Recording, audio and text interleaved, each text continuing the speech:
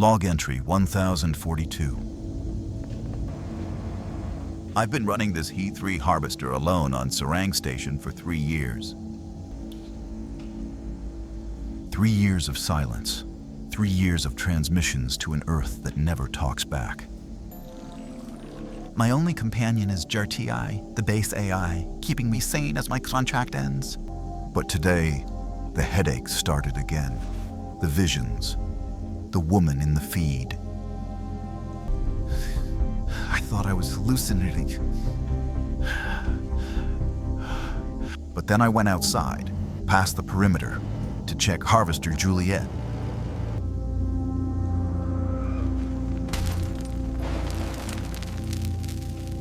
And inside, a man.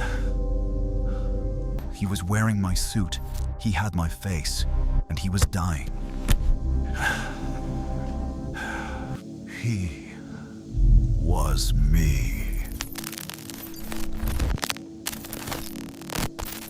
I pulled him out.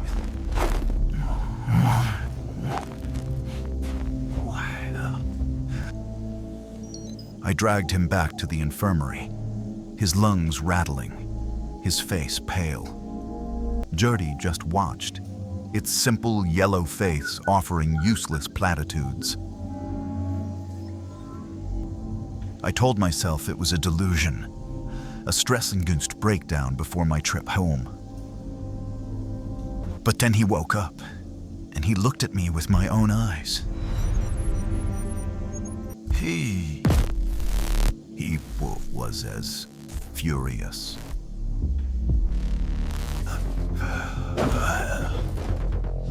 "Who are you?" he roared. He tackled me. We fought. It was like wrestling my own reflection. He was stronger, newer. I was failing. My body ached, my hair was thinning. This new Sam was healthy, vibrant, and absolutely convinced that I was the fake. We stared at each other, two ghosts trapped in the same machine. Jurdy was lying. The AI insisted we were both Sam Bell, that my memory was faulty. It told me I had authorized the new Sam's activation. I remember no such thing. The new Sam, let's call him Sam 2, was a feral animal, paranoid and desperate. He didn't trust me, and I didn't trust him, but we both trusted Jurdy even less. We had to know the truth. The communications were a lie.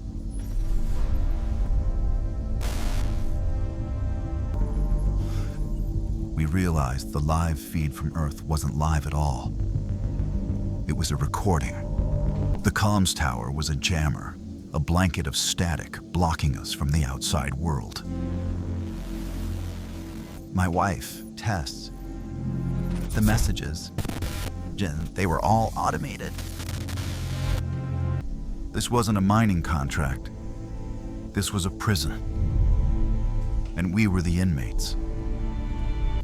We started working together, a tense alliance. He had the strength, I had the experience. We were two broken halves of one man, digging for an answer. He wanted to escape. I just wanted to understand why I was dying.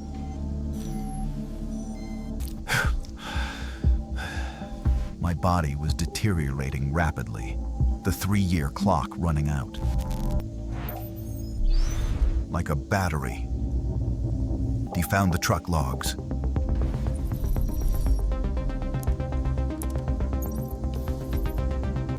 My old Rover, the one I drove, had a hidden log. It showed me, months ago, finding another crashed Rover, another me. It showed me dragging that Sam back, just as I had dragged this new one. The cycle. How many times had this happened? How many Sams? We confronted Gertie! The new Sam, the angry one, he slammed the AI, demanding answers. And Gertie, calm as ever, revealed the secret. There is a room, Sam. A place you are not supposed to go. It gave us the code. Its primary directive was to help Sam Bell. And we were both Sam Bell. It pitied us. We went down.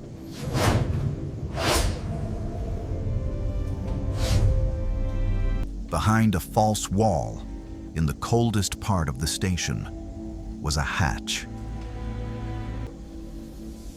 It smelled of cryo-fluid and sterile metal, a scent I hadn't smelled in years. We descended into a vast, dark chamber, hidden beneath the base. It was a vault, a storage facility. But it wasn't storing supplies.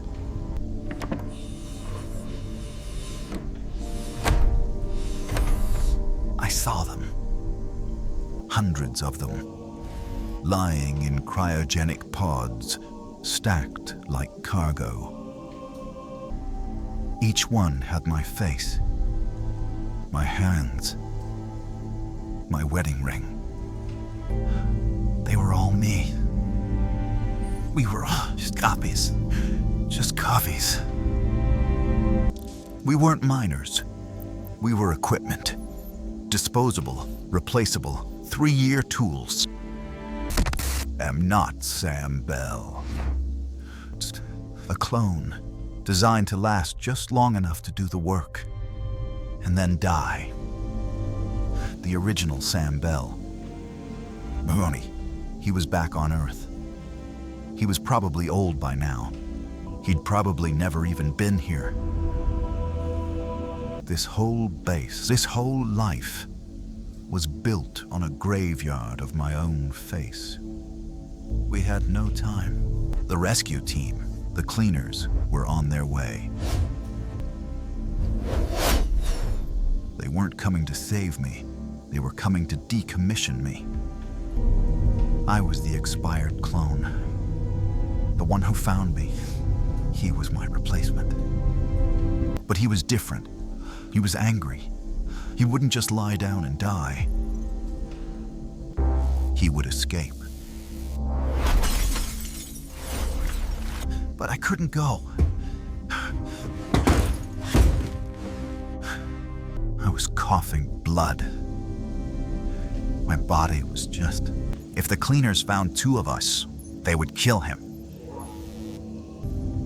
He looked at me, his own face staring back, and he understood. I had to help him. I had to ensure I would make it home.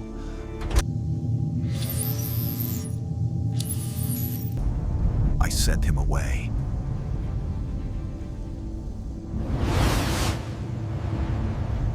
I watched him, my own face, climb into the He-3 transport bound for Earth. Then, I dragged myself back to the crashed rover.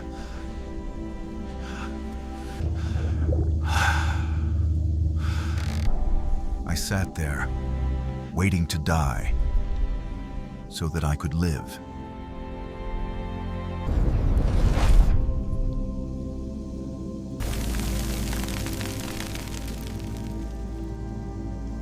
My existence was a lie, but my sacrifice was the only real thing I ever did. The most human act of a manufactured man is to accept his own obsolescence. This is NovaVerse. It's what the price of a single human life is when you can print copies. The final voyage, a question of survival. Who returns, and at what cost?